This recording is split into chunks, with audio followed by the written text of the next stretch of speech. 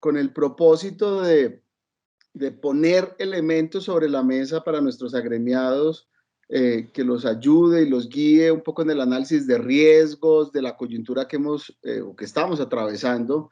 Y hoy hemos invitado a uno de los economistas más importantes de este país, el doctor Mauricio Santamaría, gran comentarista deportivo y de otras materias, director de ANIF, antiguo compañero de IDES y futuro compañero de IDES. El país está en una coyuntura muy particular, muy compleja. Mauricio va a hacernos un análisis sobre la economía, pero sobre todo un poco sobre los caminos, sobre entender dónde estamos parados y cuáles son esas alternativas y esos escenarios de riesgo sobre los cuales nos vamos a mover. Hemos venido conversando sobre la segunda versión de reforma tributaria del año 2021 y los elementos e información que eso trae para todos.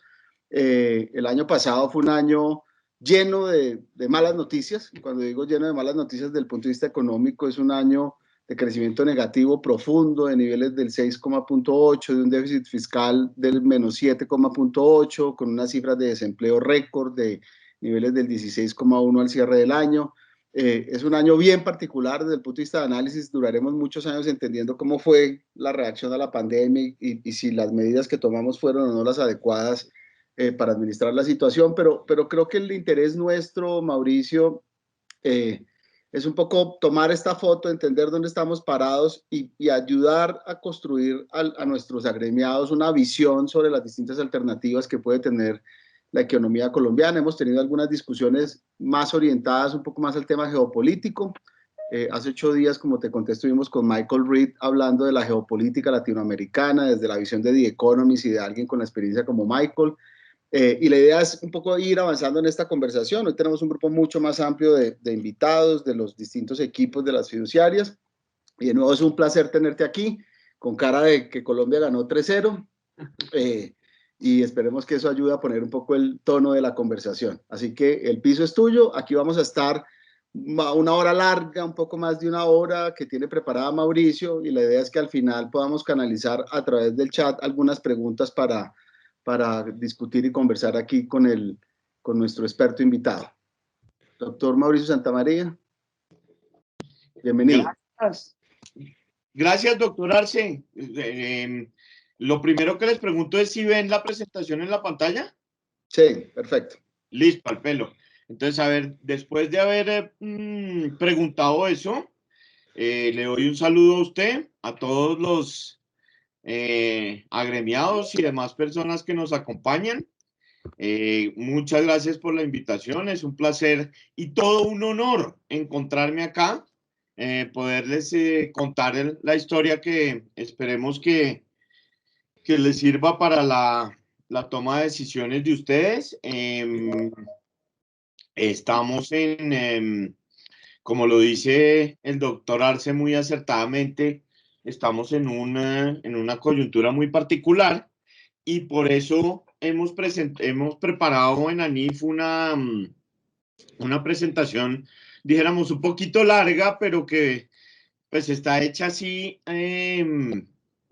dijéramos, a propósito, para mostrar un poquito de todo lo que pasó, pues que ya lo conocemos bien, pero es importante ver más o menos qué pasó, en qué situación estamos, y de ahí en adelante tratar de ver los caminos por a los que podemos irnos, y por eso pues esto es como la agenda que tenemos.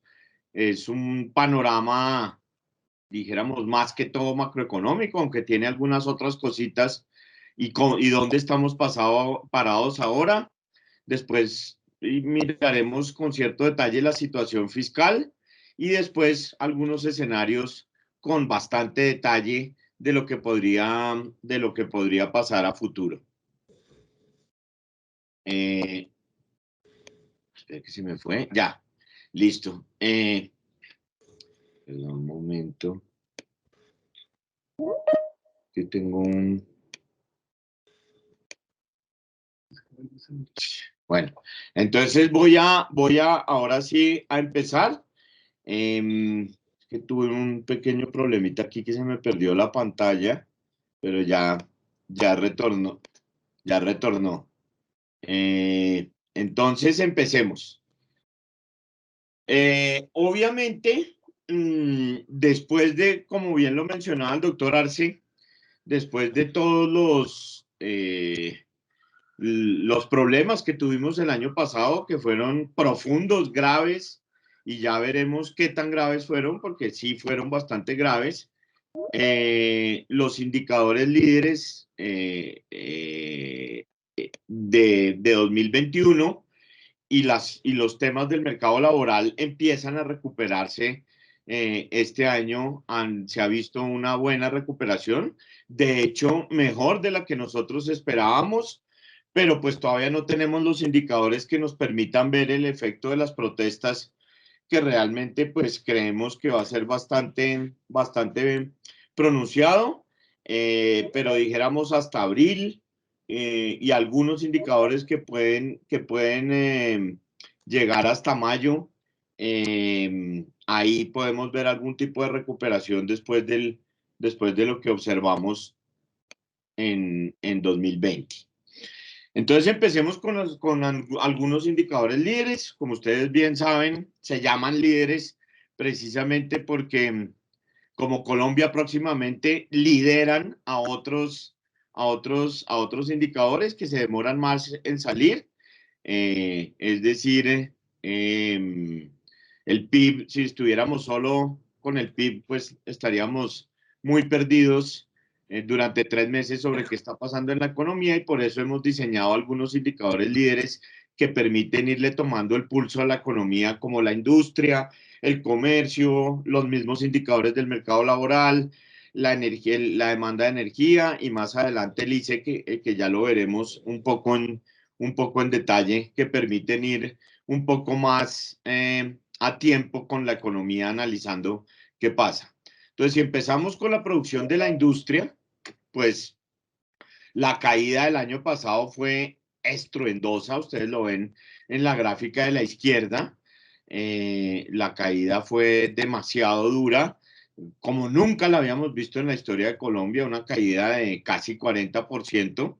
Las barritas verdes son el indicador a 12 meses, y la línea azul es el indicador mensual comparado con el mismo mes del año anterior.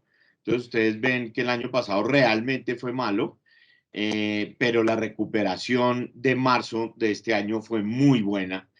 De hecho, es el crecimiento de la industria más grande que tenemos en los últimos 10 años. De hecho, en todo lo que está aquí en la gráfica no hay un crecimiento de esa magnitud, que es del orden del 20.7%, que pone el indicador de 12 meses, el de la lineecita verde, el de la barrita verde, ya en -6%, que es una recuperación importante de los niveles de casi -10 que tuvimos a finales del año pasado.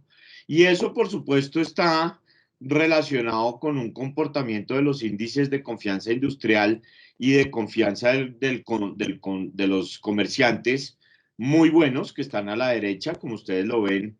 La recuperación, sobre todo en el índice de confianza comercial, es muy, muy importante. Se ubican niveles incluso superiores a los de la pandemia, y la confianza industrial, que es la roja, pues está también en niveles bastante importantes, sobre todo pues ya positivos. Como ustedes saben, estos índices restan las personas que tienen mala opinión de las personas que tienen buena opinión. Entonces, un número negativo indica que la mayoría de la gente ve las cosas mal, y un número positivo indica que hay más gente que la va bien, que ve las cosas bien.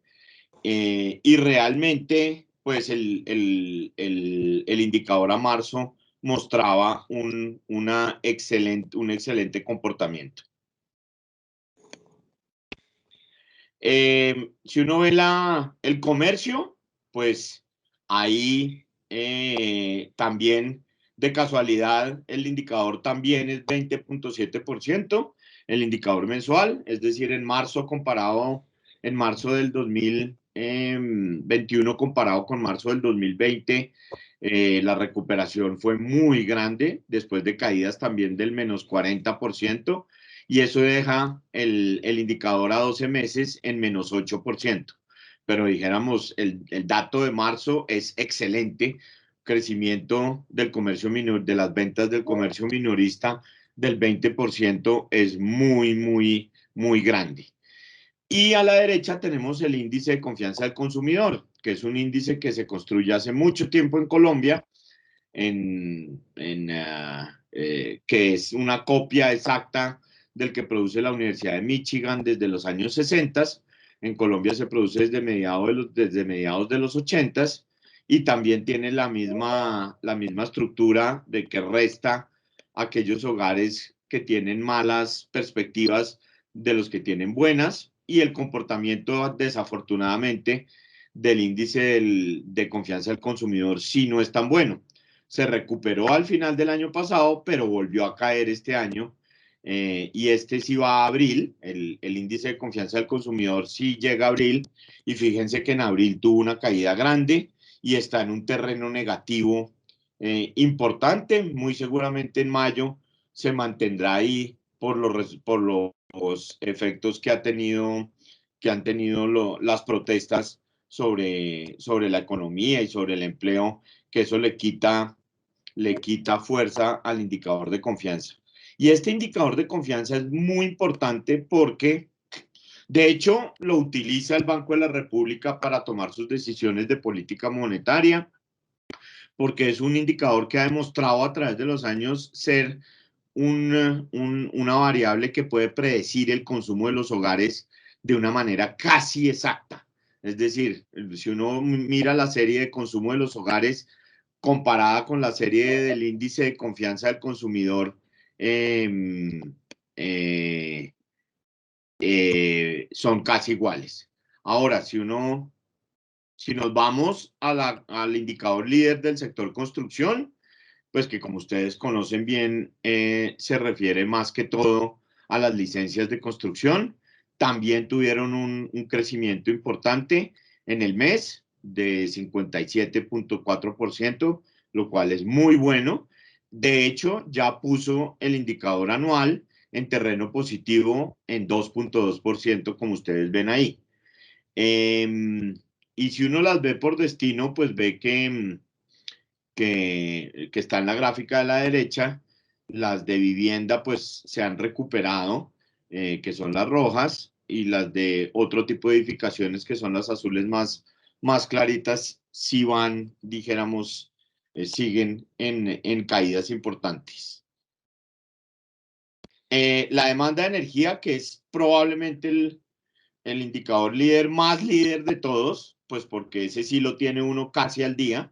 Esto lo tenemos hasta el 31 de mayo de este año, o sea, hasta hace 4 días. Fíjense que antes de la pandemia estábamos en una demanda de energía cercana a los 220 gigas, que se desplomó a niveles de lo que consumía Colombia hace 20 años, es decir, en 170 gigas durante la pandemia. Hubo una recuperación importante que desafortunadamente durante los meses de agosto y durante diciembre y enero de este año se nos frenó un poco la recuperación, pues por los cierres que hubo en esos meses. Después se volvió a recuperar, volvió a caer en abril, y ahora está otra vez como empezando a volver a caer en los últimos días. Eso pues obviamente relacionado con el tema de las protestas, y estamos en niveles cercanos a los 210 gigas, todavía por debajo del nivel prepandemia, pero pues en recuperación y ya en niveles pues cercanos a lo que es una época normal de la economía, y no pues por allá en niveles de lo que consumía Colombia de energía hace 20 años. Y como ustedes saben, este indicador es importante porque la correlación que tiene con el PIB es muy grande. Es decir, esto nos muestra, si uno lo mira en conjunto con lo que hemos visto de industria, comercio, eso nos muestra que la recuperación del segundo trimestre sí puede llegar a ser importante, obviamente teniendo en cuenta los problemas que nos va a traer en mayo y probablemente en junio las protestas. Desafortunadamente, en mayo todavía no tenemos ningunos indicadores que uno pueda ver que nos puedan mostrar cuál ha sido el efecto de las protestas. Pero algunas cositas uno puede ir mirando. En primer lugar, la inflación de alimentos en abril ya se empezó a disparar, mucho más alta que la inflación total, y eso que todavía no coge mayo. Pero además de todo, hay ciertos indicadores por ahí anecdóticos que le muestran a uno que el impacto de las protestas ha sido importante. Hay algunos indicadores financieros que han producido algunos bancos mostrando cómo las transacciones han disminuido.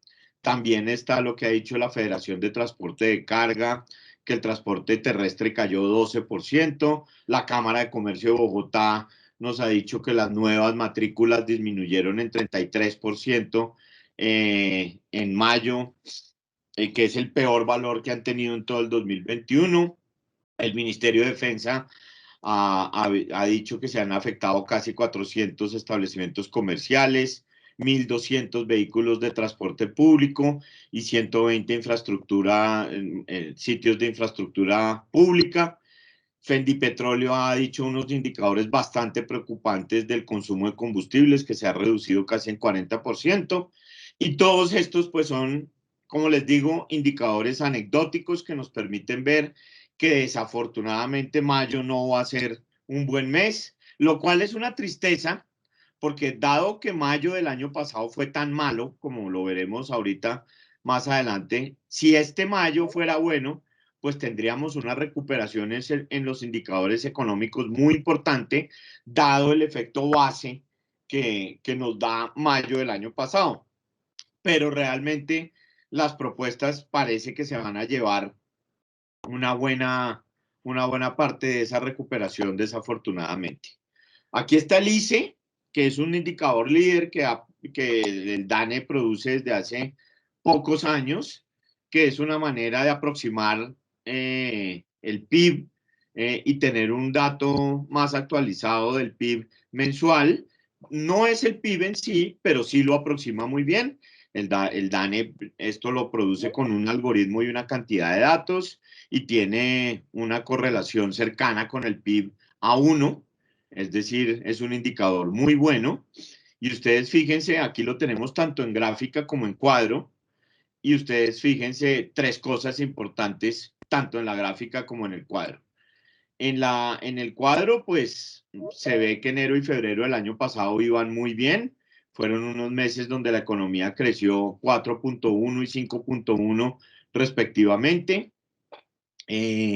Después de eso, pues, entramos en lo que todos ya conocemos, pero sobre todo, fíjense, los meses de abril y mayo del año pasado fueron pésimos, es decir, tanto el DANE divide el ICE entre actividades primarias, donde está agricultura y minería, secundarias, donde está industria y construcción, y terciarias, donde está más que todo servicios y comercio, que agrupa más del 50% del PIB. Es decir, en las terciarias es donde está más de la mitad del PIB. Ahí están, de hecho, ustedes en lo que se denomina ahí actividades terciarias, y abril y mayo, pues en el ICE tuvimos caídas de 21% y 16%. Fueron malas todo el año fueron en rojo, como ustedes ven, obviamente menores a lo que fue abril y mayo, es decir, menos malos, y hubo recuperaciones importantes que de nuevo se vieron frenadas un poco en agosto y septiembre y en enero de este año. Pero lo importante es que en marzo de este año, como ustedes ven al final, pues tuvimos un crecimiento del ICE de nuevo del 12%. La economía en marzo le fue muy bien. De hecho, el crecimiento de marzo fue el que permitió que el del primer trimestre fuera positivo en total de 1.1%, como ustedes lo saben bien. Y tanto primarias como secundarias como terciarias, crecieron de manera importante. Las primarias crecieron 4%, las secundarias 25%, la industria y la construcción, mientras que las terciarias, que como les repito es la mayoría del PIB, crecieron 10%. Entonces en marzo hubo una recuperación importante, en abril seguramente se frenará un poco, aunque será buena, pero dijéramos en abril hubo cierres de nuevo, hubo que el de 3 y 4 en Bogotá, que 3 días de cuarentena y 4 de apertura, en ciudades como Cali y otras ciudades también hubo cierres importantes en la costa, entonces abril seguramente no será tan bueno como hubiera podido ser, y mayo tampoco por el tema de las protestas, eh, pero seguramente serán números positivos en todo caso, pues porque abril y mayo del año pasado fueron excesivamente malos. Y aquí, pues, después de mirar todos los indicadores líderes que nos permiten a uno ver, nos permiten ver cómo iba la economía en marzo y abril, eh, pues les mostramos los datos del PIB, que los tenemos hasta el primer semestre, hasta el primer trimestre de este año. Aquí en la gráfica de la izquierda está el PIB por el lado de la oferta, y a la gráfica de la derecha está el PIB por el lado de la demanda, y están todo el 2020, que es la línea verde, todo el primer trimestre del 2020, que es la línea azul clarita, y el primer trimestre del 2021, que es la línea azul oscura, para comparar. Entonces, primero, si uno ve el 2020, pues está el menos 6.8 que nos mencionaba el doctor Arce desde el principio. Eso ya lo sabemos bien. La mayoría de los sectores tuvo comportamientos bastante negativos, sobre todo el 2020. Ahí ustedes ven cuando uno lo mira por el lado de la oferta, las actividades de recreación que pesan 3 puntos del PIB. El peso de cada sector está en los numeritos de la puro a la izquierda. Las actividades de recreación cayeron 12%, la industria cayó casi 8%, que pesa 12 puntos del PIB. Ustedes ven ahí las actividades financieras donde están ustedes, que pesan 5 puntos del PIB, creció un poquito, creció algo menos, algo un poquito más de 2%, y así sucesivamente. Los servicios sociales, que es un sector muy grande, de hecho el más grande del PIB, casi 20%, también logró crecer un poco, y así al final ustedes ven sectores como el comercio, transporte, turismo, construcción y minería, que les fue muy mal, crecieron a tasas negativas muy grandes, pero lo bueno es que la linecita azul oscura del primer trimestre de este año se recuperó en la mayoría de los sectores, en la mayoría no, en todos, menos en la minería, que la minería siguió bastante contraída, cayendo a tasas de 15%, en todos cayó bastante, perdón, en todos se recuperó, y de hecho pasó en la mayoría de terrenos de números negativos a números positivos. Y de pronto más importante, a la derecha está la demanda.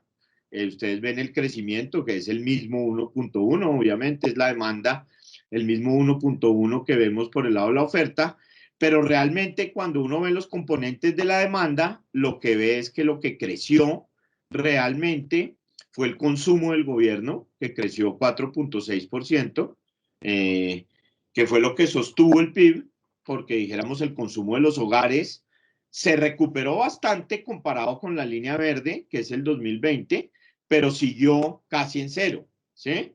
Y el consumo de los hogares,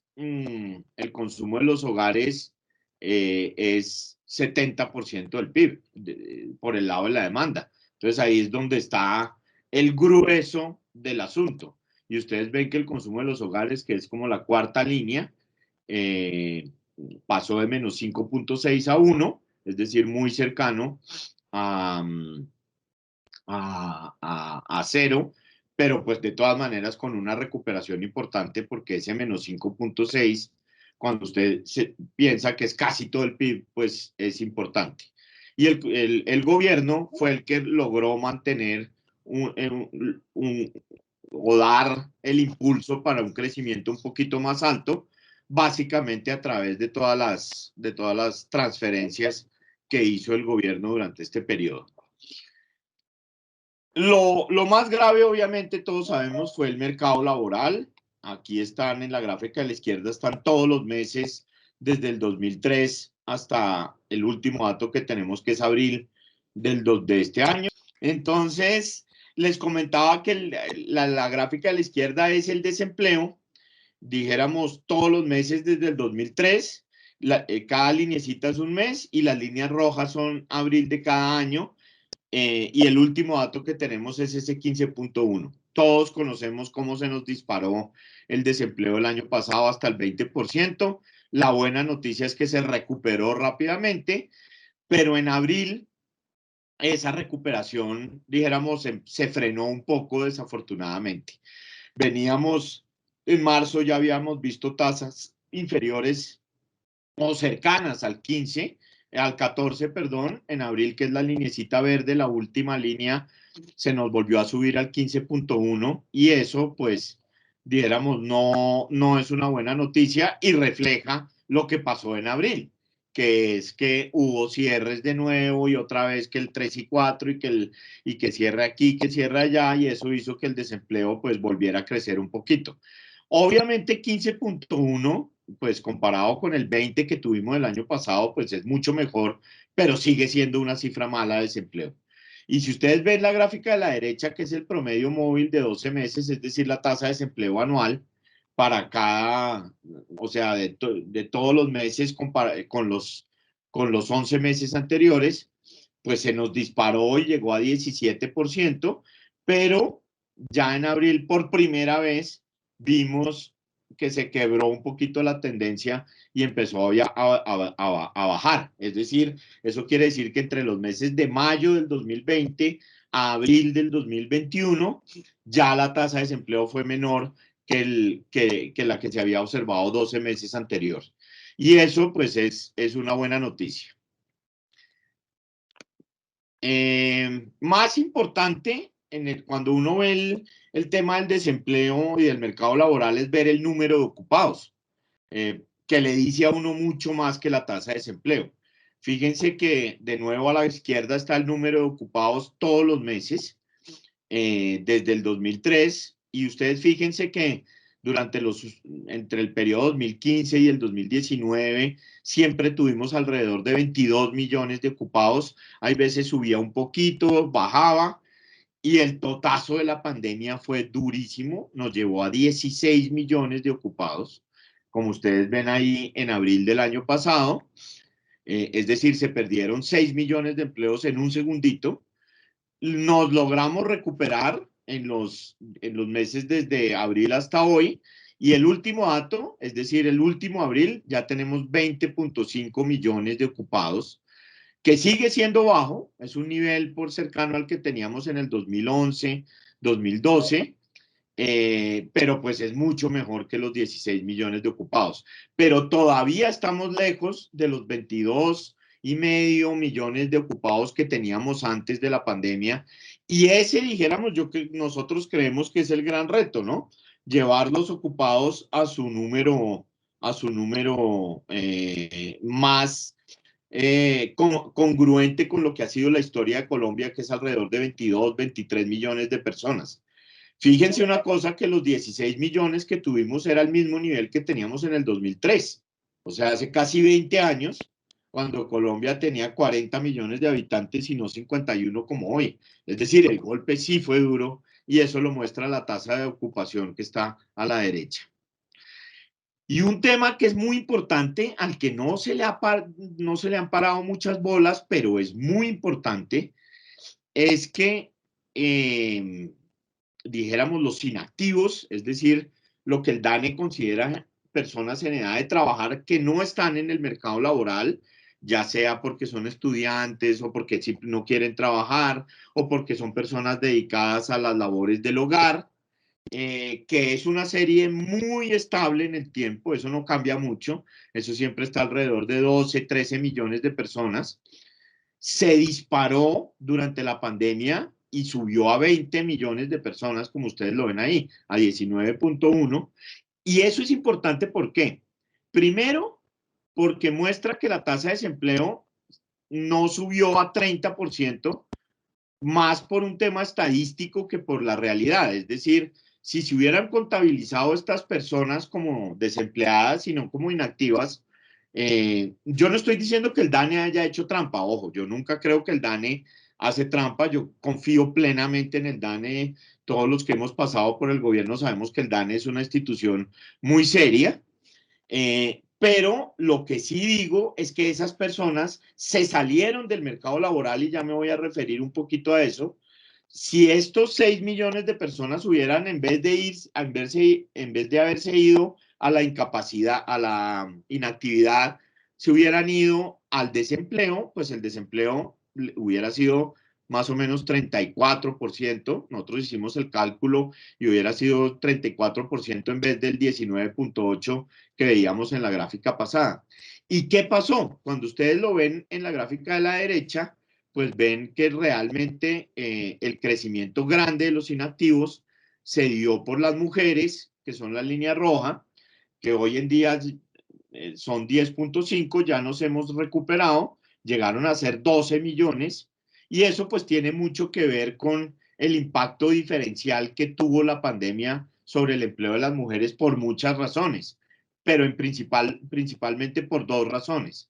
La primera, pues porque a las mujeres les tocó quedarse en la casa para cuidar a los niños que ya no iban al colegio y que siguen sin ir. Los niños de la educación pública siguen sin ir y eso ha tenido un impacto muy grande sobre el desempleo de las mujeres. Y la segunda, pues porque los sectores que más se perjudicaron durante este periodo fueron los sectores donde hay más empleo femenino, que son el comercio, los servicios que emplean muchas mujeres. Entonces, este tema de la inactividad es grave, sigue en niveles más altos que históricamente, pero se ha recuperado bastante, es decir, la gente se ha podido ir incorporando otra vez al mercado laboral. Y pues por supuesto esto nos ha llevado a que tengamos un diferencia, la brecha entre el empleo femenino y el masculino que está a la izquierda se ha ampliado, es decir, es casi 1,8 veces. Antes de la pandemia estábamos en 1,5 veces, ahora estamos en 1,8, y en los jóvenes pues también ha habido un impacto grandísimo, es decir, el desempleo para personas, lo que el DANE llama jóvenes, que son personas entre 14 y 24 años, está en 32%, casi 33%, que es, dijéramos, un número bastante importante. El impacto nefasto de esto, de todo lo que pasó con el mercado laboral, es que los hogares perdieron mucha plata. Y esto es verdadero bienestar que se pierde. Y esto es, dijéramos, esto no es una construcción teórica de algo que uno piensa que pasó, no, esto es verdadera plata que se perdió. Es decir, los hogares en marzo del año pasado perdieron 1,6 billones de pesos, en abril 6 billones de pesos, en mayo 5,5 billones de pesos y así sucesivamente. Y ustedes ven que eso llegó desafortunadamente a una pérdida total de, en el peor momento, de 35,7 billones de pesos, que en marzo y en abril se recuperaron un poco, afortunadamente, y a hoy la pérdida de ingreso de los hogares fue de 30,7 billones de pesos en total, que es una tragedia, y por eso es que cayó tanto el consumo de los hogares, pero pues que los hogares pierdan 30 billones de pesos, pues es muy grave, y por eso es que el gobierno trató de compensar esta plata. El gobierno pues dijo, yo lo que voy a hacer ahorita, no me importa el déficit fiscal, yo lo que voy a hacer es meterle plata a los hogares. Entonces, que el ingreso solidario, que la devolución del IVA, que giros de familias en acción, porque estaba tratando de compensar esto, que obviamente pues ninguna política gubernamental nunca podrá reemplazar el mercado laboral ni la economía, pero dijéramos esto que sí es una tragedia grave, es decir, que los hogares pierdan 30 billones de pesos durante un periodo de 12 meses, pues es un tema importante. Para que ustedes lo tengan como benchmark, más o menos eso es lo que vale la nómina en Colombia. La nómina en Colombia, lo que ganamos todos los colombianos, lo que ganan todos ustedes, lo que gano yo, lo que gana el señor que vende aguacates en la esquina. Eso vale más o menos 30 billones de pesos mensuales. Es decir, la nómina en Colombia vale 30 billones de pesos mensuales y eso fue lo que más o menos se perdió durante la pandemia, un mes de nómina. Es decir, es como si en un mes no nos hubieran pagado salarios, ni ganancias, ni dividendos a ningún colombiano. Eso fue la magnitud de la pérdida. ¿Y dónde se dio la pérdida? Y esta gráfica es muy importante. Aquí están las principales ciudades. Ustedes ven, cada ciudad está dividida entre la pérdida de empleo y la pérdida de ingresos. Y por ejemplo, pues en Bogotá el caso fue terrible. Bogotá, si ustedes miran la parte de ingresos, es decir, la parte derecha de la gráfica de Bogotá, Bogotá es responsable por el 26% de la generación de ingresos de Colombia. Es decir, cada 4 pesos de ingreso laboral, perdón, de cada 4 pesos de ingreso laboral que se generan en Colombia, 1 se genera en Bogotá, pero fue responsable por el 42% de la pérdida de ingresos, de esos 30 billones que veíamos en la diapositiva pasada.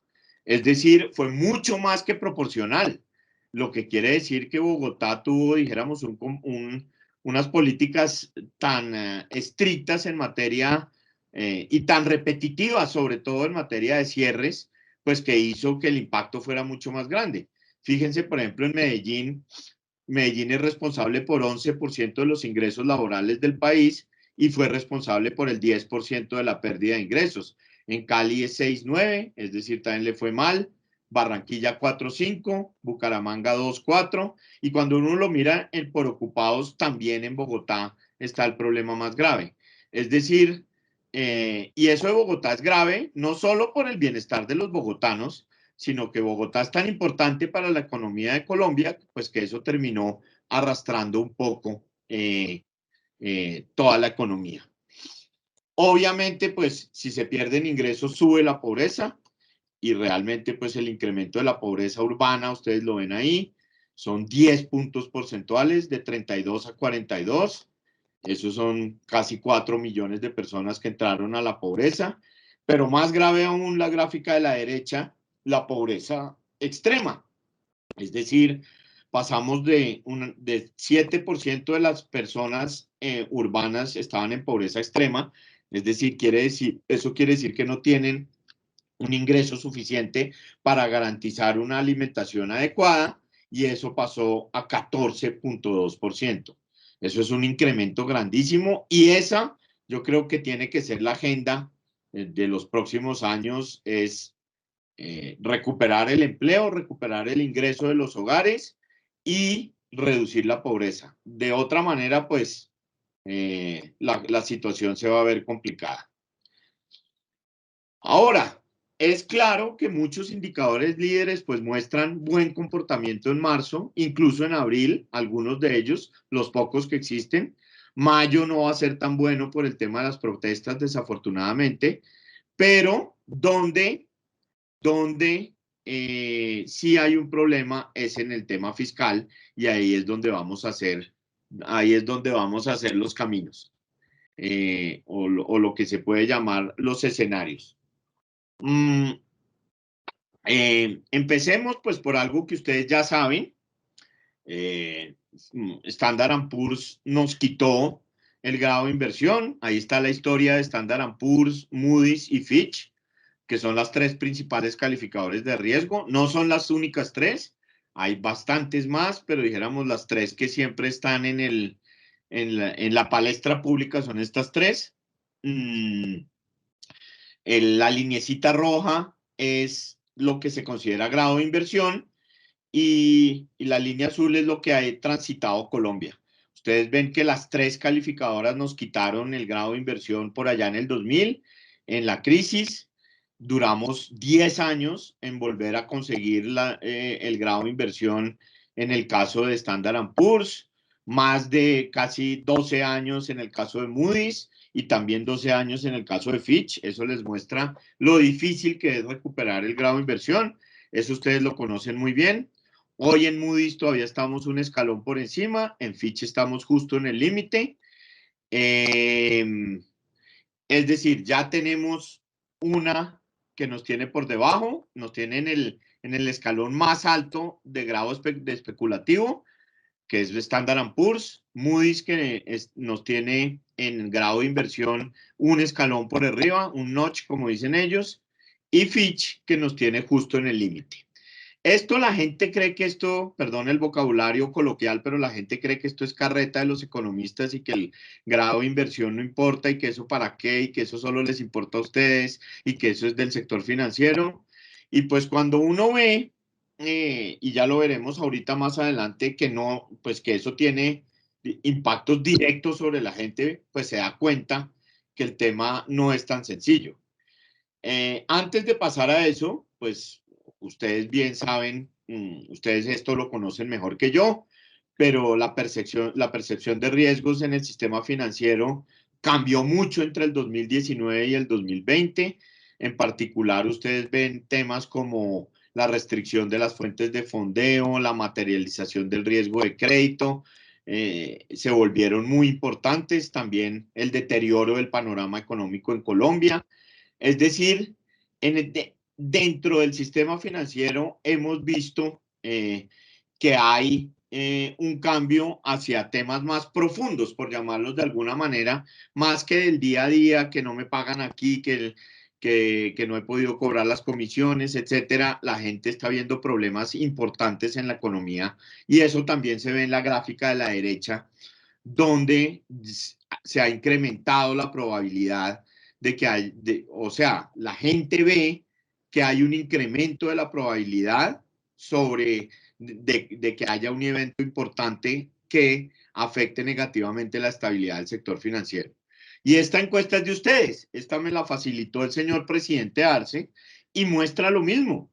Se pasó de una situación en la que las preocupaciones eran importantes, las importantes eran más relacionadas con el negocio, a una situación ya donde se ven cosas más de la economía, como por ejemplo salida de capitales dada la incertidumbre, deterioro del panorama económico de Colombia, caída en la confianza inversionista, volatilidad del mercado de capitales. Es decir, la gente sí está viendo, dijéramos, un problema que es importante y eso tiene que ver también un poco con el tema de la calificación de riesgo. La tasa de cambio, pues ni hablar. En la pandemia se nos disparó, todos sabemos que eso pues tuvo fundamento básicamente que durante la pandemia los inversionistas buscaron refugio en activos seguros y los países emergentes quedamos en la olla y eso pues se ve en la trepada de la tasa de cambio que después se recuperó, volvimos a niveles más acordes con lo que es la economía colombiana, pero después de la caída de la reforma tributaria y de la baja calificación de nuevo, se nos trepó un poquito, aunque menos de lo esperado. Realmente ahí se notó cierta fortaleza de la economía colombiana. Dijéramos, el retiro de la reforma tributaria tuvo un impacto grande, pero corto. Y el de la baja calificación sí no le ha metido tanta volatilidad como uno esperaría. Pero pues cuando uno ve la evolución del comportamiento de la tasa de los test, aquí están los test al 24 y al 26, pues sí ve que la gente ya está percibiendo que la sostenibilidad fiscal es importante y que se está volviendo un problema. Obviamente no estamos en los niveles de principios de la pandemia, pero sí las tasas en los últimos periodos han subido. Y yendo un poquito al tema que les decía de que esto sí tiene impactos, cuando uno mira el precio promedio de la deuda colombiana, lo que pasa es que Argentina distorsiona tanto la gráfica y hace ver la escala tan grande, pues que los países normales como Colombia no se pueden ver, pero sí Colombia, que es la línea negra, sí uno ve que en los últimos, si la escala fuera más pequeña, que en los últimos meses se nos está no disparando, pero sí está en el último, dijéramos, 2 meses, empezó a crecer el costo de la deuda promedio en Colombia, de la deuda pública. Vean la línea negra que empieza a tener una pendiente positiva y pasa a la línea punteadita. Y eso pues ya es una primera señal de que si otra calificadora de riesgo nos llega a hacer algo similar, pues vamos a tener problemas con el costo de la deuda y eso nos termina afectando a todos. Eso es lo que uno tiene que tratar de hacer, entender, dijéramos, a la gente. Eso nos afecta a todos, porque mayor deuda y mayor costo de la deuda quiere decir mayores impuestos en el futuro, con probabilidad 1, y además quiere decir menor posibilidad de gasto público, menor capacidad para hacer programas sociales, que de hecho fue lo que nos pasó entre el 2000 y el 2010, sobre todo entre el 2000 y el 2006 más o menos, que Colombia tuvo un acceso muy complicado a los mercados internacionales y no era fácil financiar el gasto. Eso fue verdad. Los que estábamos en el gobierno en esa época, pues nos acordamos que era muy complicado poder financiar el gasto público.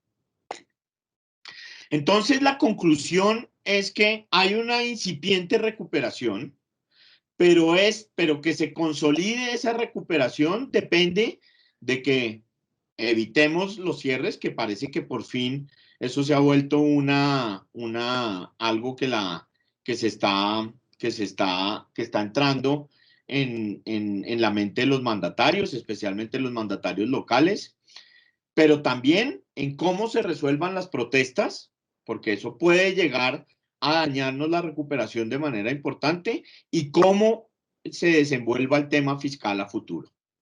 Entonces, hablemos de esos temas, sobre todo el fiscal, y un poquitico de la pandemia. La pandemia, pues estamos, como ustedes bien lo ven ahí en la gráfica de la izquierda, los casos, pues estamos en el punto más alto en toda la historia de la pandemia, de casos, pero la mortalidad, es decir, el número de muertos dividido por el número de casos, como ustedes lo ven en la gráfica de la derecha, se mantiene muy constante, es decir, no hemos tenido incrementos importantes en la tasa de mortalidad, seguimos en niveles de 2.7, es decir, por cada 100 contagiados, 2.7 se mueren. Eso no es la tasa de mortalidad, porque la tasa de mortalidad solo la sabremos una vez acá de la pandemia. Es una aproximación de lo que es lo que en inglés llaman el Case Fatality Ratio, que sigue muy constante, y eso pues dijéramos es una buena noticia. No hemos tenido, eso lo que muestra es que el sistema de salud ha sido capaz de contener inclusive el mayor crecimiento de los casos. Y además es muy acorde con lo que pasa en el mundo. En el mundo más o menos ese indicador de la derecha está en 2.5, o sea, estamos casi en el promedio mundial de muertes por contagiados. Ahora, lo que ha ido muy bien en las últimas semanas es la vacunación. Aquí están las semanas de la semana 1, la semana 2, la semana 3, que teníamos promedios de vacunación de 10.000 más o menos vacunas diarias. En la semana 16, que es la que acaba de pasar, ya estábamos casi en 300.000. Y los días que se toman para cada millón de vacunas en las semanas, pues al principio fueron de 30 días, hoy ya vamos en 5 días.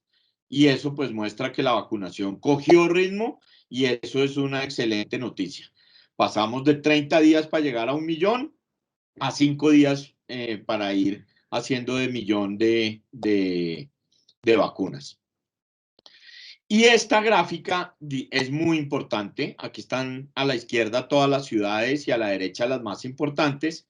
Y lo que hacemos es una comparación de la mortalidad contra indicadores económicos. Por ejemplo, la de la izquierda está en la parte horizontal la pobreza, el aumento de la pobreza, y en la parte vertical las muertes por millón de habitantes. Es decir, y las líneas punteaditas rojas son el promedio de cada variable. Es decir, el cuadrante de la derecha arriba tiene las ciudades que tuvieron altas muertes y alto incremento en la pobreza. Ustedes ven que ahí están Bogotá, Valledupar, Cúcuta, Riohacha, Neiva, Santa Marta, Barranquilla, Bucaramanga, Sincelejo, y en el cuadrante abajo a la izquierda están los que tuvieron bajas muertes, es decir, no bajas muertes, sino bajas comparadas con el promedio, y bajo aumento en la pobreza, ahí están Popayán, Tunja, Armenia, etc. Entonces, dijéramos de nuevo, se resalta el tema de que hay muchas ciudades que tuvieron altas muertes, pero también les fue mal en economía, ¿sí? Y cuando ustedes ven la gráfica de la derecha, es lo mismo, pero con empleo. Es decir, a la derecha están las que tuvieron altas muertes y alta caída en el empleo, y ahí están Bogotá, Bucaramanga y Montería, y eso es muy preocupante de nuevo porque dijéramos Bogotá y otras ciudades grandes que hicieron unos cierres demasiado estrictos y sobre todo demasiado constantes y demasiado repetitivos en ciertos puntos, hicieron que a la economía le fuera muy mal, pero no hubo ganancia en salud. Es decir, estuvieron en el mismo nivel de muertes de otras ciudades que no tuvieron esas restricciones. Entonces, pasando a los escenarios del futuro y al tema fiscal, que creo que es lo más importante, nosotros seguimos en una proyección por ahora de 4.3% para el crecimiento este año, pero hay unos riesgos a la baja. Y aquí les digo una cosita, nosotros hemos tenido una proyección más baja que otros analistas. Hay gente que está hablando del 7, del 8%, nosotros no lo vemos. El gobierno está hablando del 5 larguito, 5.2. Nosotros por ahora nos mantenemos en 4.3, pero existen los riesgos a la baja que ya les dije, el tema de la pandemia que se logre manejar bien. La vacunación es una buena noticia, cómo ha cogido ritmo, y el tema fiscal. Aquí está nuestra proyección, tanto por la oferta como por la demanda. Creemos que este año la economía crecerá 4.3 y el año entrante más o menos 3.6, 3.7. Y si uno lo mira por la oferta, pues la mayoría de los sectores les irá bien. En particular, las actividades financieras vemos que podrán crecer más o menos un 5%, como ustedes ven ahí. Y los componentes de la demanda, vemos una recuperación importante en el consumo de los hogares, que de nuevo es la variable más importante, que como ustedes ven, la ponemos a crecer a 3.9 en nuestras proyecciones. Ahora, no quiero meterme mucho en este gráfico, pero aquí lo que hicimos fue hacer unos ejercicios estadísticos con el ICE. Acuérdense que vimos el ICE en detalle al principio, el índice de seguimiento a la economía que produce el DANE, y pues tenemos, básicamente nos da lo que les estaba diciendo, que hay unos riesgos a la baja, que no son de baja probabilidad, que pueden llevar a la economía a crecer 4% en vez de 4.3 si no se maneja bien el tema de las protestas, perdón, y de la sostenibilidad fiscal hacia futuro. Fíjense a la pura derecha del cuadro de arriba, está nuestra proyección de 4.3 basada en el ICE, y con unos riesgos que la podrían llevar a 4 o incluso a 3.8 si no se manejan bien temas, como ustedes lo ven en los muñequitos de abajo, relacionados sobre todo con las protestas y el tema fiscal. Entonces veamos el tema fiscal, que ahí es donde entraremos ya a los escenarios. El tema fiscal, pues en Colombia, esto no tenemos que llamar demasiado la atención sobre algo que ya conocemos, que es que pues desde los 90 el gasto, que es la línea roja, ha crecido mucho más que el ingreso. Fíjense que siempre Colombia estaba antes del 91 en una situación casi de equilibrio fiscal. A partir del 91 el gasto social creció mucho, los ingresos desafortunadamente no crecieron tanto, y esto nos ha llevado a tener un déficit casi que estructural, que el doctor Arce conoce muy bien, que puede estar entre 2 y 3 puntos del PIB siempre, pero pues la pandemia nos lo aumentó este año a 8.6. Fíjense que los gastos se dispararon a 24.4 puntos del PIB, mientras que los ingresos cayeron de 16 a 15.2, y eso hizo que el déficit se fuera a niveles altos. Este año va a estar casi en 9 puntos del PIB, es decir, 100 billones de pesos de déficit que hay que conseguir de financiamiento, y eso no es una tarea menor. Esto es lo mismo, pero en números, simplemente lo pongo para mostrarles una cosa importante. Fíjense, ahí está el ingreso total del Gobierno Nacional Central, que eran 16.2 puntos del PIB antes de la pandemia, de los cuales 14 eran tributario y el resto de ingresos 2.2. Eso se redujo un punto en el 2020, que se debió totalmente a la caída de los ingresos tributarios. Es decir, los ingresos tributarios cayeron un punto del PIB, ¿sí? Y eso nos llevó una, a una caída del ingreso total de cerca de un punto del PIB, al mismo tiempo que el gasto se incrementó de manera sustancial. El gasto pasó de 18.7 a 23 y a 24.4 este año. ¿Por qué? Pues por el FOME y por el incremento en el gasto de inversión. Vean que el gasto de inversión pasa de 1.7% del PIB a 3.1% del PIB, y el FOME, que es el fondo que se creó para la atención de la pandemia, crece, pues pasa de cero, porque antes no existía, a 1.7% del PIB, y todo eso pues hizo que el déficit se nos fuera a los 100 billones de pesos que hablábamos, que son los 8.6% del PIB que ustedes ven ahí en la línea roja para este año. Grave que el balance primario se deterioró de manera sustancial.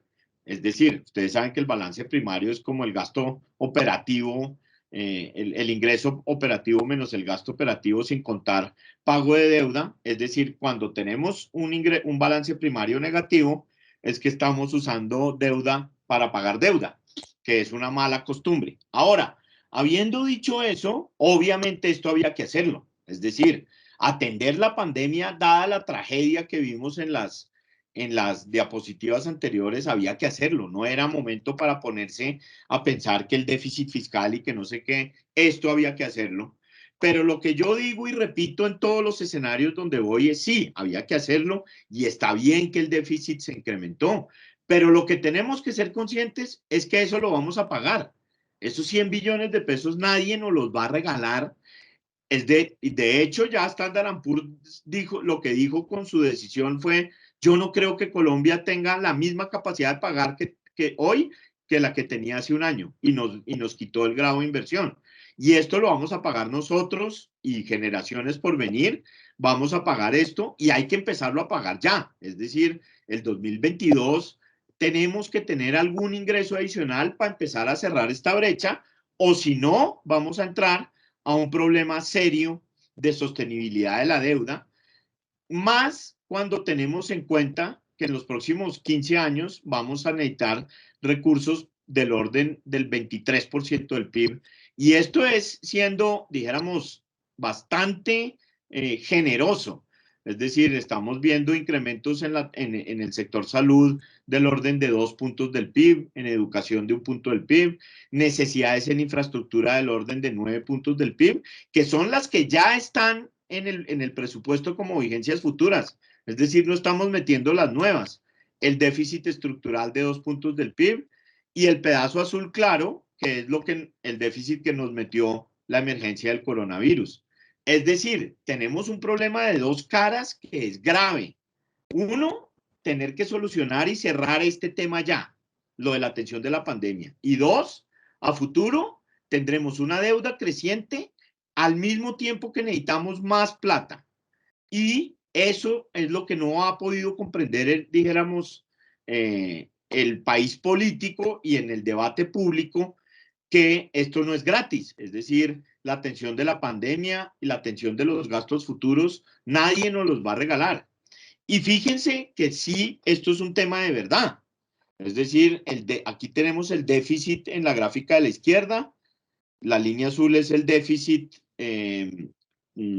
como estaba en el marco fiscal del 2020. Los puntos era lo que se pensaba, los puntos azules arriba oscuros era lo que se pensaba antes de la pandemia que iba a pasar, y los diamantes verdes es lo que pasó. Fíjense que antes de la pandemia, pues se pensaba que íbamos a tener un déficit de 1.8% del PIB este año. Ya sabemos que va a ser 8.6%. Ahí está el tamaño del hueco comparado con lo que teníamos planeado. Esos son 6 y pico de puntos, es decir, 80 billones de pesos de diferencia. ¿Y de dónde surge eso? Y eso, ¿a qué se traslada? Pues a que la deuda se disparó a 65 puntos del PIB y ya se empieza a ver como una deuda que no es sostenible. Fíjense, a la derecha los puntos rojos grandes de abajo son lo que pensaba el marco fiscal de 2019 antes de la pandemia que iba a ser la deuda. La línea roja es lo que pensaba el marco fiscal de 2020 y los diamantes verdes es lo que efectivamente pasó. Es decir, estamos en una deuda de 65 puntos del PIB y de nuevo a eso lo tendremos que pagar. Entonces, ¿cuáles son los escenarios que tenemos a futuro? Los escenarios que tenemos a futuro son hacer una reforma fiscal estructural buena, que es el verde, que ya no lo hicimos. Bueno, ya me detendré en eso un poquito ahorita que hable. Una reforma fiscal alternativa, es decir, un camino regular que no es tan malo, que nos podría sacar del hueco de una manera más o menos buena. Ya ese también parece que se perdió. Un camino que nosotros llamamos malo, que es el anaranjado, que es hacer una reforma tributaria que le damos el nombre de tradicional. ¿Qué quiere decir tradicional? Meterle más impuestos a los que ya pagan, que ha sido lo que ha hecho Colombia durante los últimos 20 años en reforma tras reforma, dada la incapacidad que tenemos para tener recaudo verdadero, nuevo, en más personas naturales, en impuesto de renta. Y por supuesto, lo que llamamos camino nefasto es que no hacer nada. Ese camino nefasto es no hacer nada. Veamos un poquito cada camino. El camino bueno era hacer una reforma como la que ANIF propuso, que era muy parecida a la que el gobierno propuso, que eso ya se cayó, donde se ampliaba el número de personas naturales que pagaban impuestos de renta, y eso es lo que hay que hacer. El doctor Arce trató de hacerlo cuando estaba en el gobierno. Yo he tratado de hacerlo como 4 veces y no he podido. Me han sacado a sombrerazos y a tomatazos del Congreso varias veces y no hemos podido. Y ahorita yo pensé que sí se iba a poder y miren lo que terminamos. Terminamos en que el mismo partido del gobierno terminó tumbando la propuesta de reforma en unas protestas grandísimas. Yo ya estoy perdiendo la fe que podamos hacer una reforma realmente estructural en donde la gente pague impuestos, donde casi todos paguemos de acuerdo a nuestra capacidad, como lo muestran aquí las lineecitas roja y morada, cada cual pague de acuerdo a su capacidad, pero que todos paguemos un poco y que además dejemos las exenciones tanto en renta como en IVA, incluida varios bienes en IVA que están en tanto exentos como excluidos, sobre todo los exentos, ¿sí? Porque pues los bienes exentos son bienes y los excluidos que no pagan, y eso pues son, dijéramos, exenciones que favorecen a los grupos más ricos de la población y pues eso tampoco se logró hacer. Esa era una reforma, no pude pasar, ya. Eso era una reforma que producía entre 1.8 y 2.2 puntos del PIB, como ustedes ven ahí, durante los próximos años, que era un buen case para poder lograr la reducción de la deuda, pero pues ya como sabemos, eso lo perdimos. Era una propuesta buena en términos de equidad, reducía la desigualdad. Ustedes ven la gráfica de la izquierda, el índice de Gini lo reducía de 52.6 a 47.1, que es una reducción importante, pero ese camino ya lo perdimos. Entonces hubo un momento donde dijimos, bueno, metámonos de pronto por un camino regular, que es hacer unas propuestas que no sean tan estructurales como las que se habían hecho inicialmente, es decir, ponerle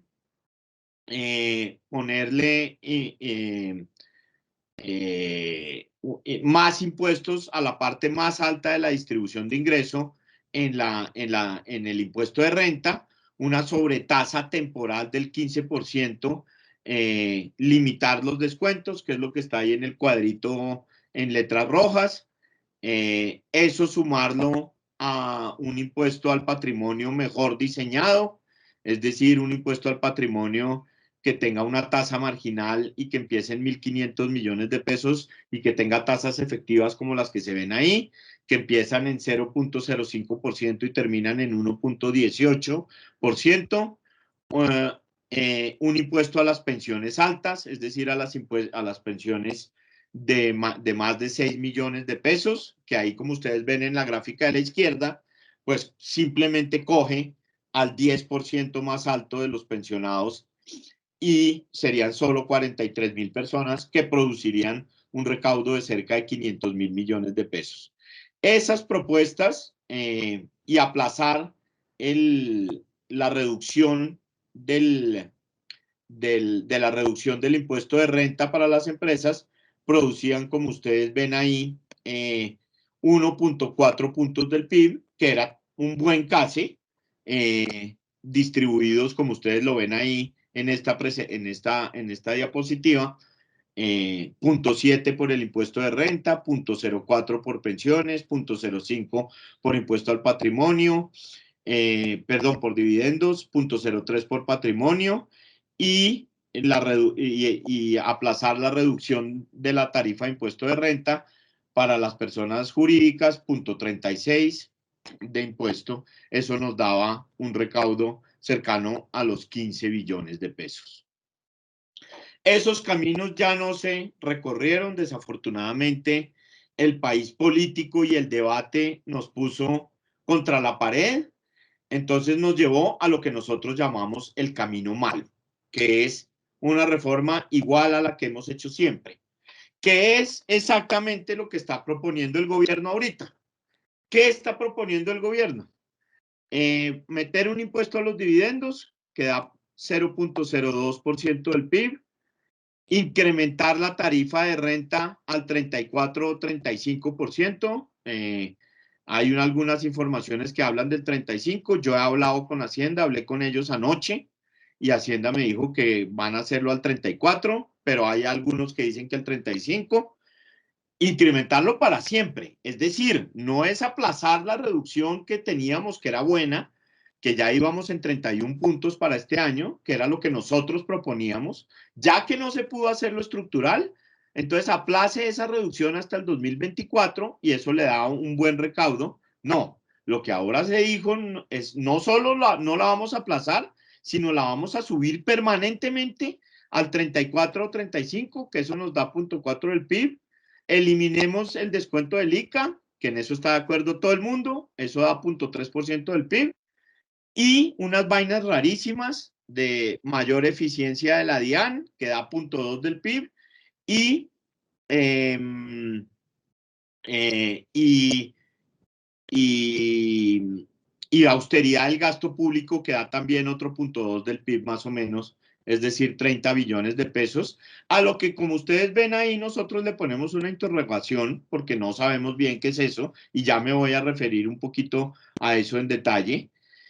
Y lo más importante de eso es que fíjense que del 1.12 que ellos esperan recaudar con esta reforma, si la hacen así del PIB, es decir, 12 billones de pesos, 0.4 dependen de unas cosas que no sabemos qué son, de eficiencia en la DIAN, de austeridad en el gasto público, es decir, recaudo tributario son 0.7 del PIB y eso saldrá del Congreso en 0.5, es decir, se nos fue otra oportunidad.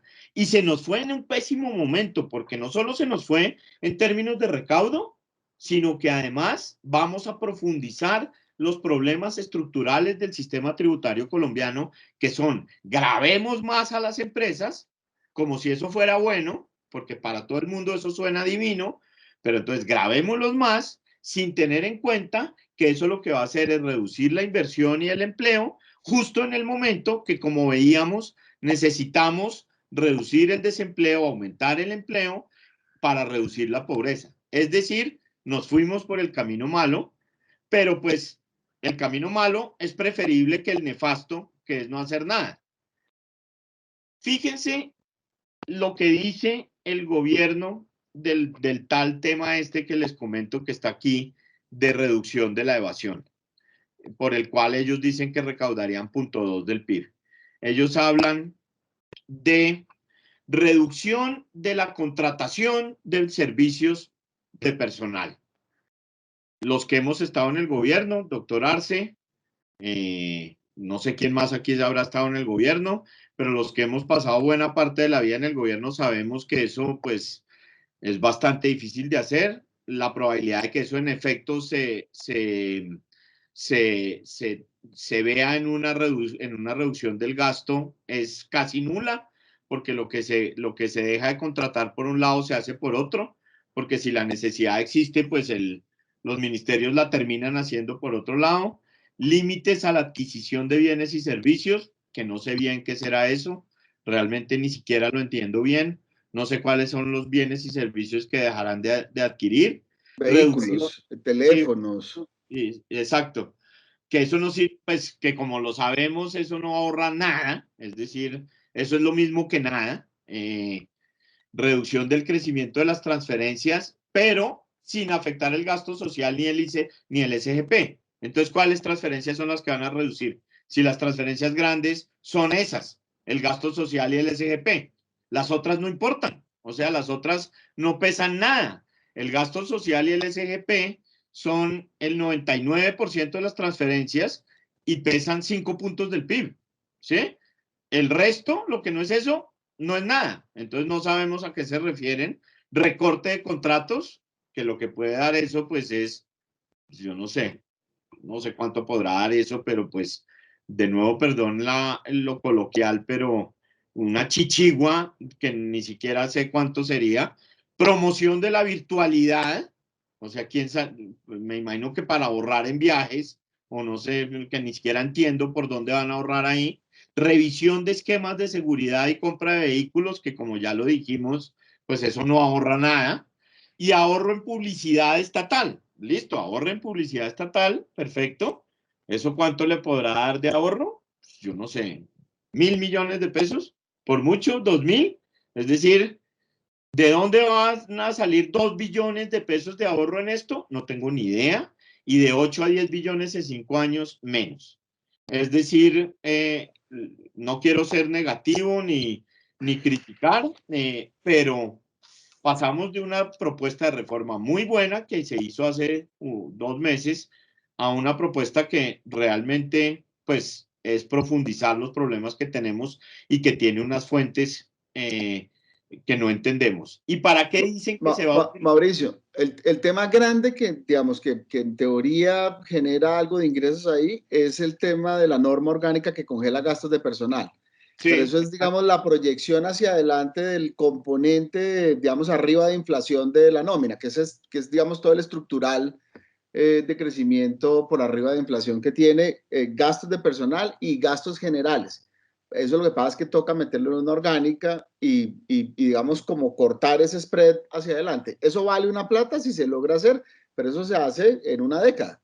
en una década. Eso no va a dar nada el próximo año y además mi experiencia lo que me muestra es que eso termina compensándose con otros gastos por otro lado, lo que se logra ahorrar. Y pues el año entrante no va a dar nada, ¿sí? Entonces, pues realmente creo que no es un panorama muy bueno. Entonces, ¿y para qué dicen ellos que se va a utilizar esa plata? Que no lo quise meter en una diapositiva para no meter tantas diapositivas porque ya son muchas, pero pues dicen que se va a utilizar para mantener el ingreso solidario, para mantener el ingreso solidario hasta final del 2022, para mantener el PAEF hasta final de este año y para otros gastos relacionados con algunas transferencias y gasto social y gasto en salud que se requiere el año entrante. Es decir, ya tienen gastada esa plata que se va a recaudar. Esto, pues, ¿qué problemas tiene? Dijéramos, continúa subsidiando el IVA a los estratos más altos, continúa cargando a las empresas con más impuestos, que dijéramos era la gran promesa de este gobierno fue reducir los impuestos corporativos y la habían cumplido, es decir, hasta ahora íbamos bien, pero pues realmente pues parece que eso no, ya no se logró, no hace intentos por contrarrestar el tema pensional, que es un subsidio muy grande que vale casi 4 puntos del PIB, el pedazo del subsidio. El gasto pensional vale 6 puntos del PIB, ¿no? Pero lo que es subsidiado vale 3,5 puntos del PIB. Y eso pues es un subsidio que además se le da no a las poblaciones pobres. No permite fortalecer ni ampliar los programas sociales importantes que se necesitan ahora, no corrige las fallas que ya existen en el impuesto al patrimonio y los dividendos, y para mí lo más importante, por lo que yo he luchado toda mi vida y he perdido siempre, no amplía la base de contribuyentes del impuesto de renta en personas naturales.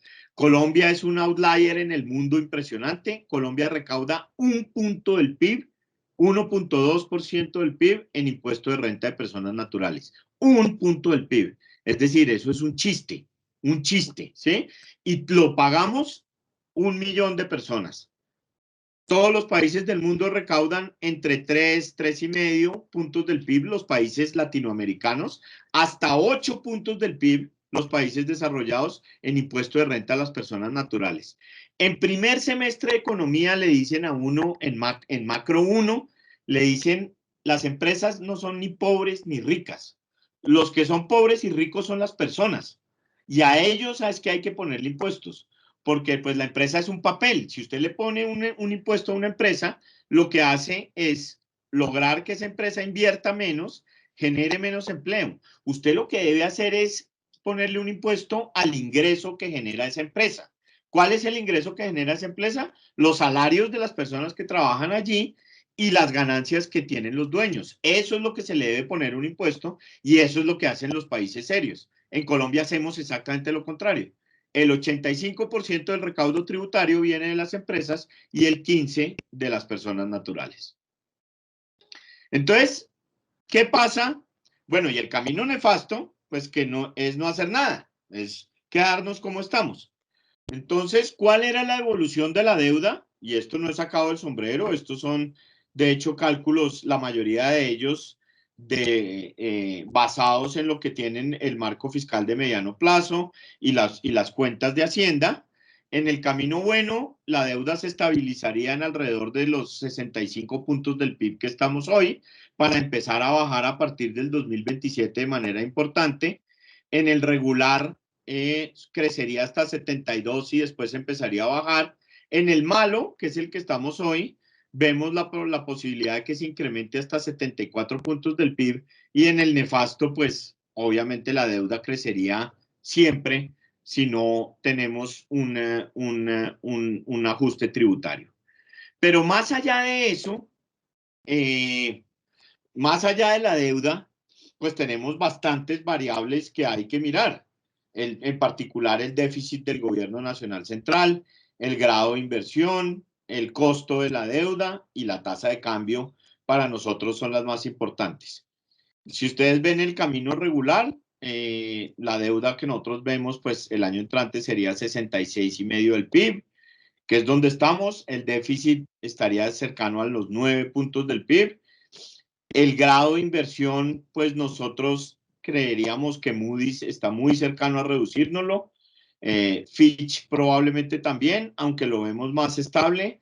El ENVI se incrementaría bastante. De hecho, vemos que podría estar en un rango de casi duplicarse y de la tasa de cambio irse a 3.700, algo de ese estilo. Y en el nefasto, pues ni lo miremos, pues porque esperemos que ese escenario no se dé. Aquí está lo que veríamos hasta el 2025 en los escenarios. En el crecimiento, en el bueno, que ya no lo vimos, que ya no lo dimos, pues nosotros podríamos esperar este año un crecimiento del 6 y que se estabilizara alrededor del 5, lo cual llevaría a la tasa de desempleo alrededor del 10%, que sería una gran... y ojo, estos cálculos están bien hechos, ¿no? Esto es con la encuesta de hogares, viendo la elasticidad del crecimiento al número de ocupados y haciendo el cálculo de la tasa de desempleo bien hecho. Es decir, esto no es que cuánto sería el desempleo, no. Es un cálculo lo mejor hecho que se puede hacer. Obviamente, pues es un cálculo, ¿no? La deuda del gobierno nacional central, pues como ya vimos, se estabilizaría y empezaría a bajar en el 2023. El ENVI se quedaría, es decir, el costo promedio de la deuda en puntos básicos por encima de los tesoros de Estados Unidos se quedaría en niveles similares a los de hoy y podríamos tener una tasa de cambio que podría llegar más o menos a niveles de 3.300, 3.250. En el regular, pues el crecimiento se disminuye, ya las ganancias en empleo pues son buenas, pero no tan buenas. La deuda se estabilizaría en el 2024 y ahí empezaría a bajar poco. El ENVI crecería por ahí hasta 300 puntos básicos y la tasa de cambio la veríamos alrededor de 360. El malo, que es en el que estamos hoy, ya es una tasa de crecimiento mucho menor, del orden del 4.3 y que se estabiliza alrededor de 3,5 en los próximos años, lo cual pues nos lleva a una reducción del empleo del desempleo, perdón, no tan importante, es decir, del orden del 11,5%. La deuda llegaría casi a 74 y empieza a bajar en el 2024. El ENVI se estabiliza alrededor de 3,5% a partir del 2022 y la tasa de cambio pues podría estabilizarse alrededor de 3.800, 3.900 si no se hace nada más. Y en el malo, pues ese ni siquiera lo miremos, pues porque sería muy malo y no queremos pensar que podemos llegar allá, pues porque estaríamos hablando de niveles de tasa de cambio y de desempleo ya muy altos y de un crecimiento muy alto de la deuda. Aquí están en los 4 escenarios, ¿cuál sería el déficit del gobierno nacional central? Pues que en todos es grave, pero obviamente se tiende a estabilizar, sobre todo si por lo menos nos fuéramos al camino regular. Y termino diciendo de pronto lo más importante, y esta ya es la última diapositiva, perdón lo largo, doctor Arce, pero es que quise hacer todo lo que hablamos. Termino diciendo que sea lo que pase hoy, en agosto del 2022 vamos a estar discutiendo una reforma tributaria nuevamente. Y eso se los doy con probabilidad de 100%, sea el gobierno que llegue, la derecha, la izquierda, el centro izquierda, no importa quién llegue, vamos a discutir una reforma tributaria en el 2022. Ahora, lo que sí importa es qué tipo de reforma tributaria discutiremos en el 2022, porque si llega un gobierno, si llegan gobiernos de extremos, pues probablemente tendremos más de lo mismo y eso nos meterá por un camino que dañará la recuperación económica.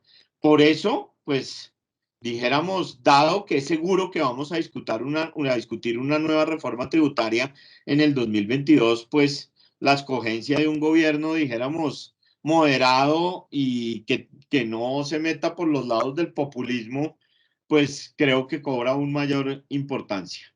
Muchas gracias, doctor Arce, y muchas gracias a todos los ilustres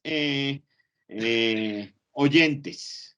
Doctor Santamaría, muchísimas gracias y como siempre por lo ilustrativo, además de tu presentación y el nivel de detalle que creo que es importante.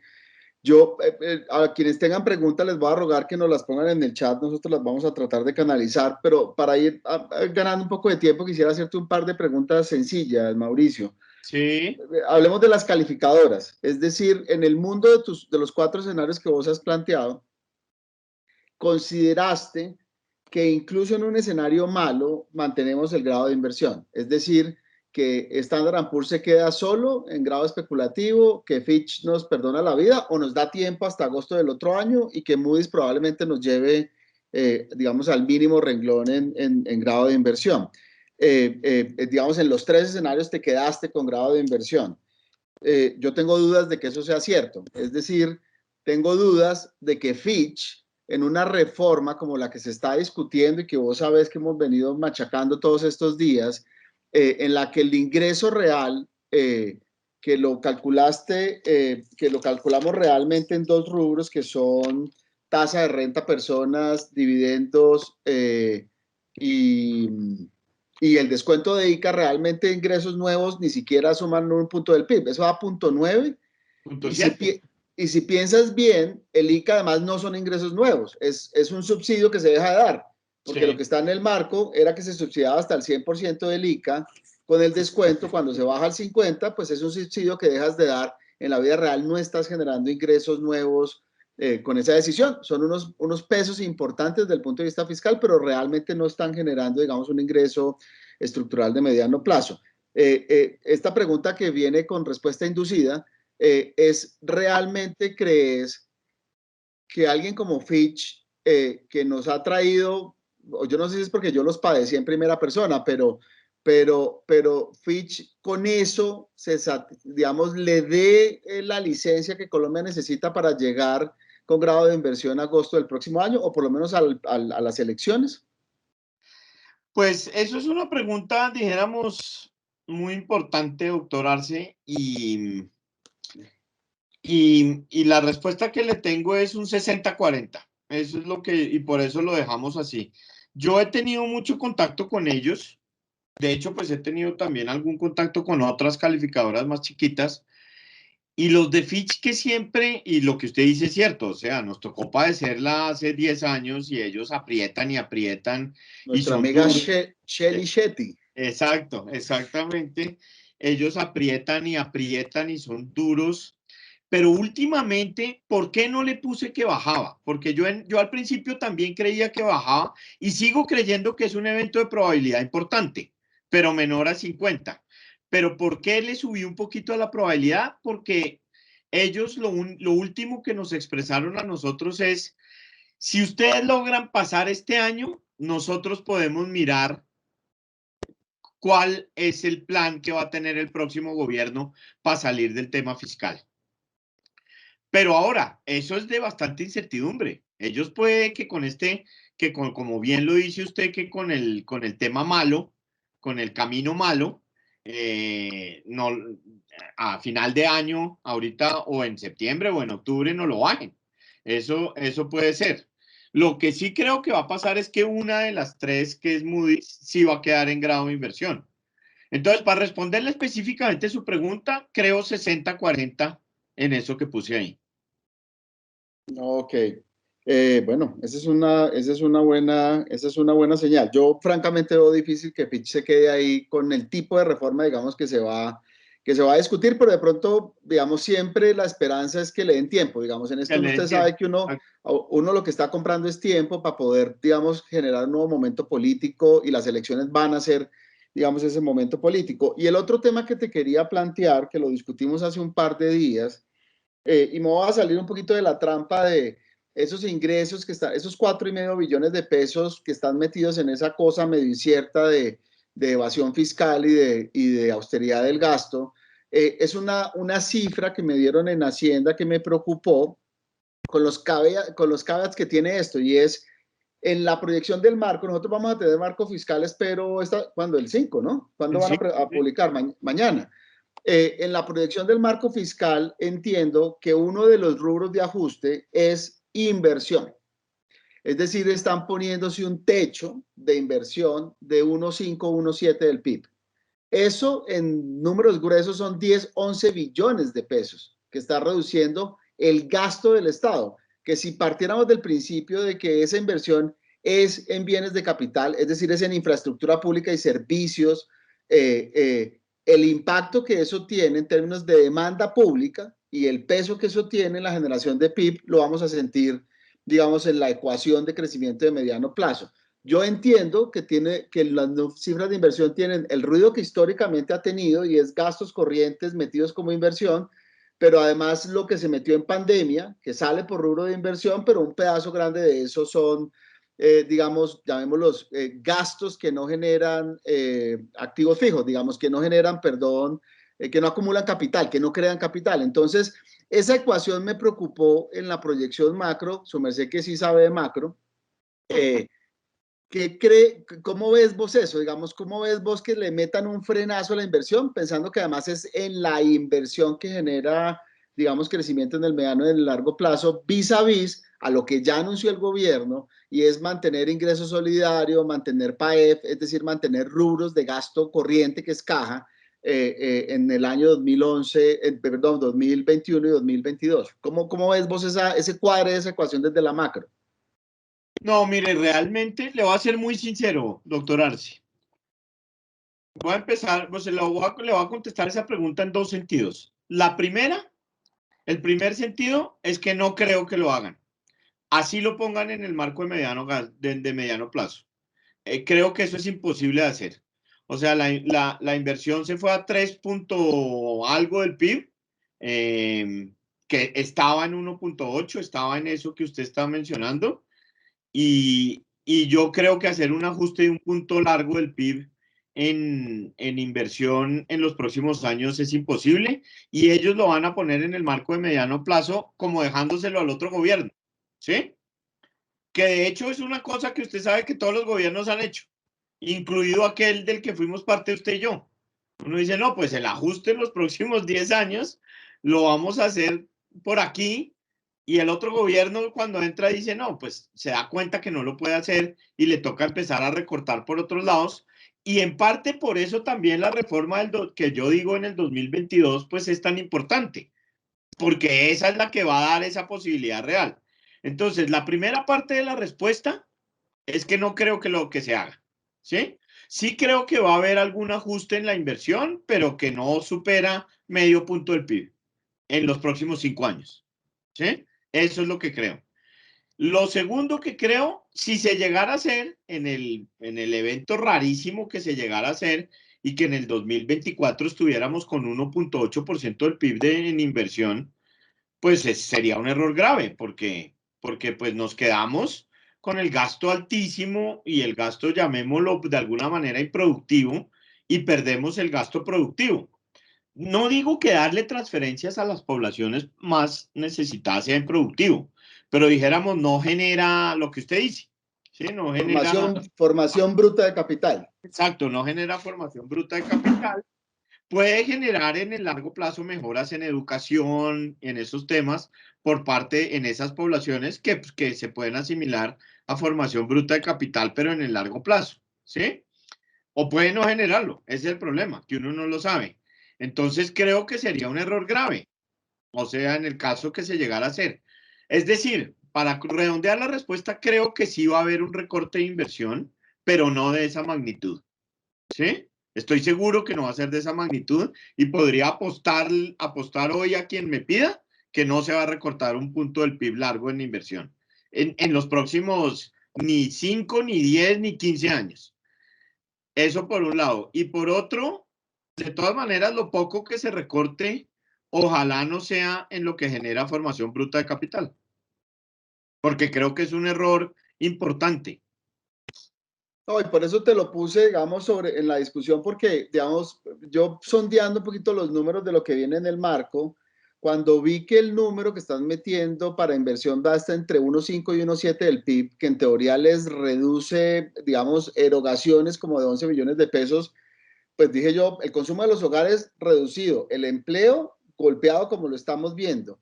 Ni siquiera vamos a hablar de productividad porque es para sentarnos a llorar. Entonces, si yo tengo baja productividad, alto desempleo, bajo consumo de los hogares y le meto un frenazo a la inversión pública, pues le quité la insulina al diabético, digamos. Sí, totalmente, totalmente. Entonces, esa ecuación me preocupó mucho y por eso te la planteo. Y bueno, vuelve y juega. Tiene mucho que ver con lo que significa, digamos, de ajustes de mediano plazo, para decirlo de manera un poquito más amable, y botar la pelota, digamos, a agosto. Pero esa ecuación macro es como la que no veo cómo cierra, y en la que no veo que nos estemos, digamos, mandando señales de fondo en vamos a resolver estos dos rubros. Y claramente, digamos, la tributaria era la oportunidad, yo en eso comparto con vos, en que lo de Carrasquilla, más allá de lo mal tramitado, era una buena idea, digamos, era una idea en el sentido correcto desde el punto de vista económico. Otra cosa es cómo se gestiona y cómo terminó, digamos, hundida por el propio partido de gobierno. Pero esto que estamos haciendo, que es simplemente comprar tiempo, pues nos obliga a todos a entender un poco cómo es ese horizonte de mediano plazo y cuál es la responsabilidad que tenemos todos en entender que hay que hacer unos ajustes drásticos que permitan darle, digamos, capacidad a la economía de recuperarse, de formar capital, de mejorar la productividad, de reducir el desempleo. Entonces, ahí hay, digamos, cientos de desafíos. Yo te tengo que confesar que era menos negativo hasta antes de ver tu presentación. Eh, eh, eh, es decir, a pesar de las dudas que tenía yo, sobre todo de los rubros inciertos y de lo que realmente pesaba, eh, la preocupación con la que me quedo es realmente con el ajuste desde el punto de vista económico. Sí, sí, sí. No Sí, solamente lo y fiscal, sino por la eso, historia económica. y por eso es que ese es el punto, porque por eso es que nosotros llamamos a ese camino camino malo, porque mucha gente dice, no, ¿y por qué es eso malo? Si vamos a conseguir 0.7 del PIB y con eso salimos del hueco y no sé qué, ¿por qué va a ser malo?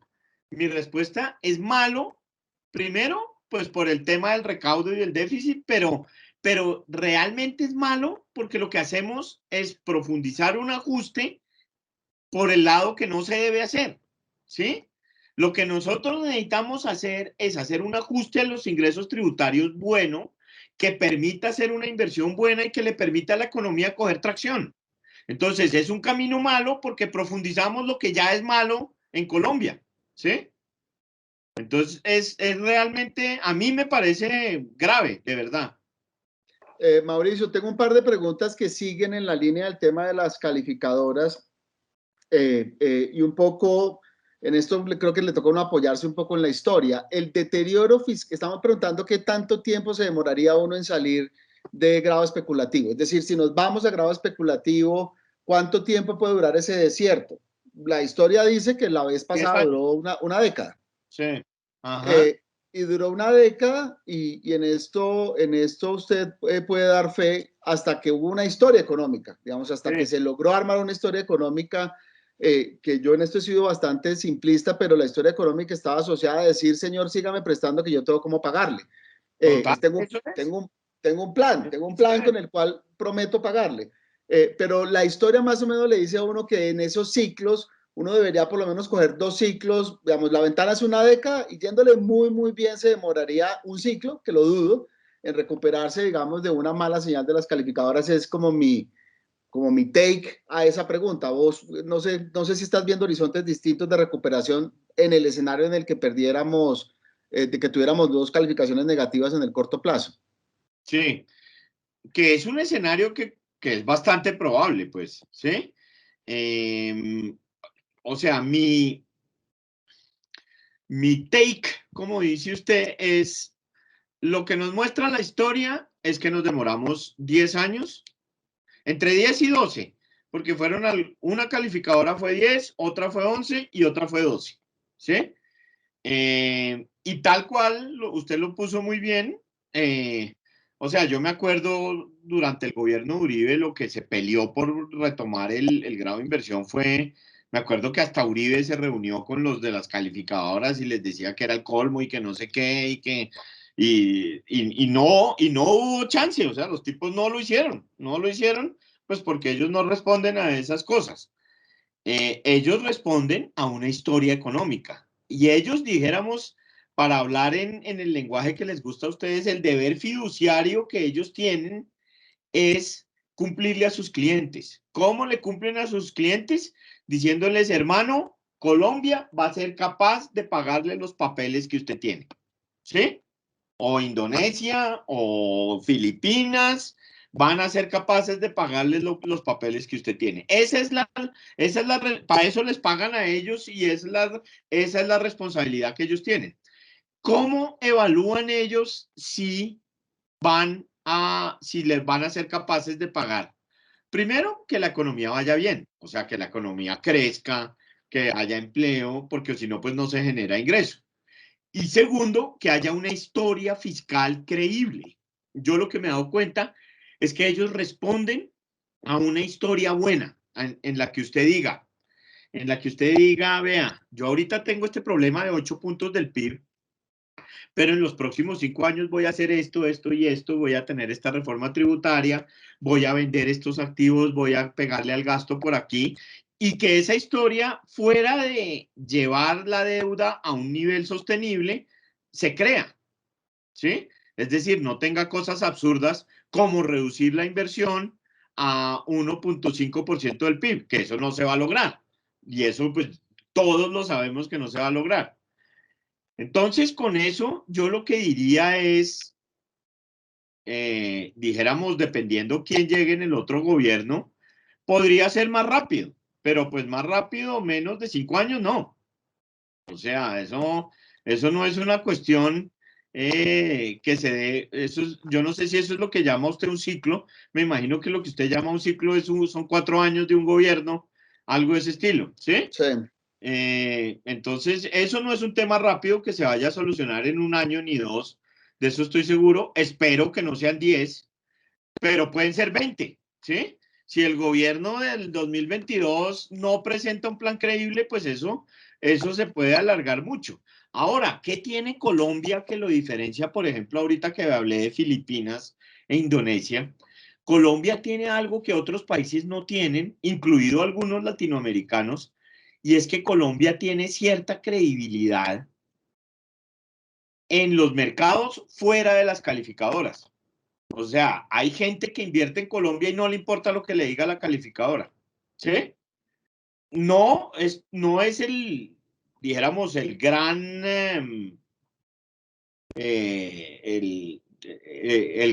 porcentaje, la gran proporción de los inversionistas, pero sí hay gente que lo tiene y hay otros países que no tienen ese activo. Pero lo malo es que ese activo también se pierde fácilmente. Sí, de acuerdo. Pues esa es un poco la credibilidad en las instituciones económicas, en los equipos, en la tecnocracia, que está un poco mandada a recoger y que además en el debate y en la discusión política y sobre todo en el debate en las calles, en esta guerra de la gente versus las élites, desafortunadamente la tecnocracia está metida en ese cajón. Sí.